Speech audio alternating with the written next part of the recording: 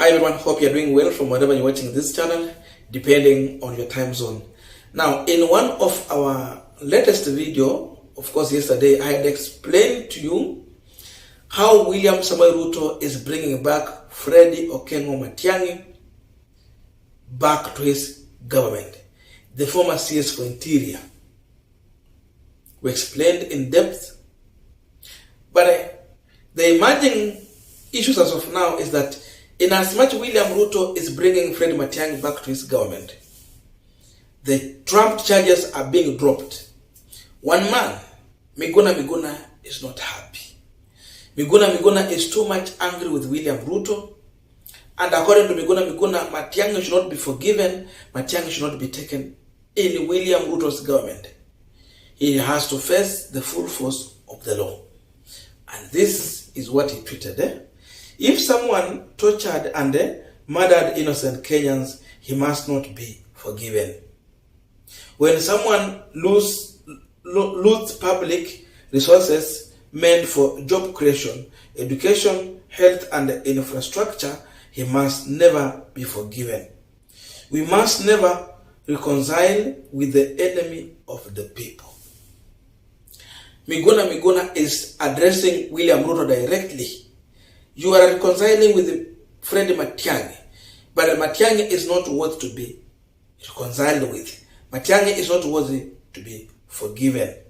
He never stopped there. He went further to react to the Nation story that was published with the headline, Ruto Matiang'i in a handshake in the work ahead of President Kisi visit. This is what Miguna Miguna reacted on this post. If true, this would be a tragedy and a horrible mistake. You see how he's describing it? The millions of Kenyans who voted for William Ruto and Rigathi Gachagua hate Freddy Matiang'i and everything he represents: tyranny, looting, abuse of power, and unbridled arrogance. That is Miguna Miguna. So it tells you Miguna Miguna is pissed off with the move by William Samoei Ruto to bring Freddy Matiang'i to his government. Miguna Miguna anticipated that Freddy Matiang'i is going to be jailed, that Freddy Matiang'i is going to be frustrated. It means even when DCI was handling Matiang'i, Miguna Miguna was celebrating. I think if you go back to his tweet, you will see he was a man who was celebrating. But now he's not happy. He is so much angry with William Samoei Ruto. But then, I still have a message to Miguna Miguna. Miguna Miguna thinks that William Ruto and Matiang'i are enemies. But what I want to remind him is that people who view Miguna as an enemy, it is William Ruto and then his group, Akina Matiang'i how. The people he's supporting, when Matiang'i was deporting Miguna, they were celebrating. And just to confirm to this, listen to Murkomen, a William Samoei Ruto close ally. Miguna Miguna, I saw him on TV saying, "Come baby, come." Then when they went, now he's crying, you know. So I don't know what invitation he was inviting the courts. I thought he was inviting the law enforcement agencies to carry out a full audit of whether he was a criminal or not. And particularly when you declare yourself a general. In fact, in other countries, the case of such people would not have been handled by the police. It should have been left to the military. But we are a good country. And we've handled this issue with kid gloves for a long time. Yeah. You see, you people are forgetting the bigger issue. And we'll come Uhuru Kenyatta has a greater responsibility of ensuring that rule of law is maintained in this country. And that rule of law... even he must abide and work within that same rule of law. Absolutely. But, as a matter of fact, the bigger picture is to keep the country going. And if there is a conflict between small issues of one individual... By the way, when an individual right is a threat to rights of 45 million people, you cannot subject one individual rights to threaten the lives of more. Isn't that a matter? Now we're going to continue with the panel discussion, but just a quick request for those who are watching and you have not yet subscribed, please consider subscribing. To our channel subscribers, I must say thank you so much, and again to all our viewers, please give this video a thumbs up. Thank you so much, and back to this discussion. Now, if CS Kipchumba Murkomen, who is now serving in William Ruto's government, was celebrating and making comic reaction to Miguna Miguna's arrest and deportation during that time, then how come Miguna Miguna is angry with William Ruto, yet the people who are serving under William Ruto were not supporting Miguna Miguna?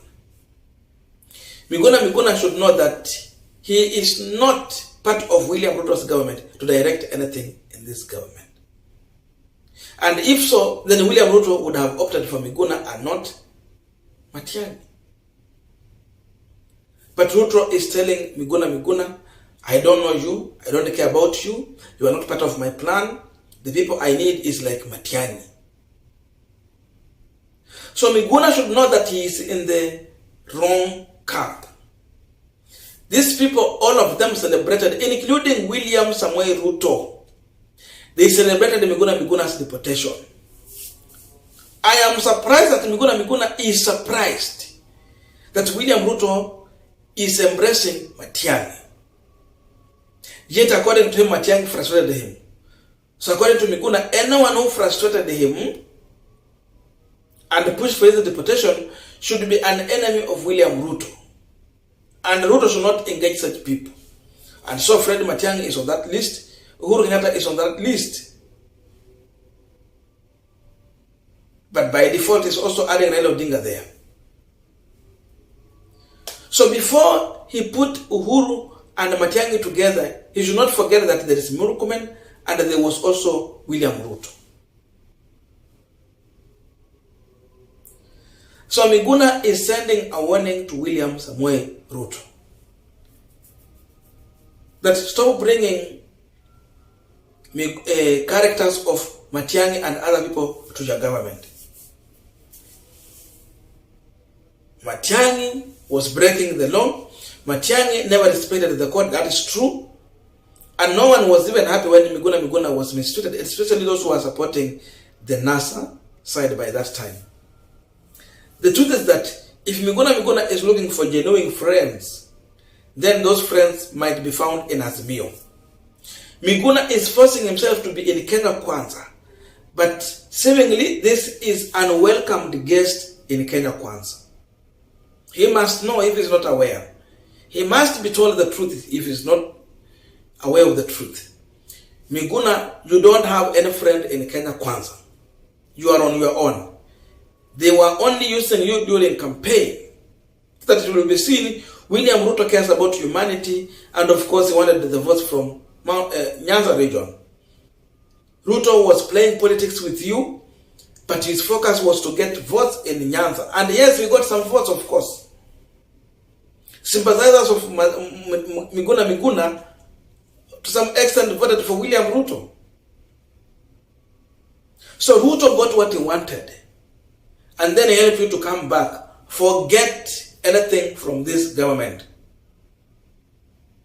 Otherwise, if he had to consider you, then instead of bringing Matiang'i, he should make Miguna Miguna as CS, because in a short time, you will see Matiang'i maybe as a CS back to William Ruto's government. Because Ruto has incompetent CSs who will take more than 3 years to learn on duty.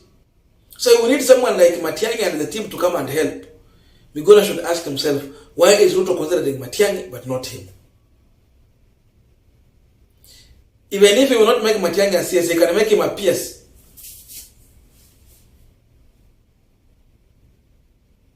But not, why not Miguna Miguna?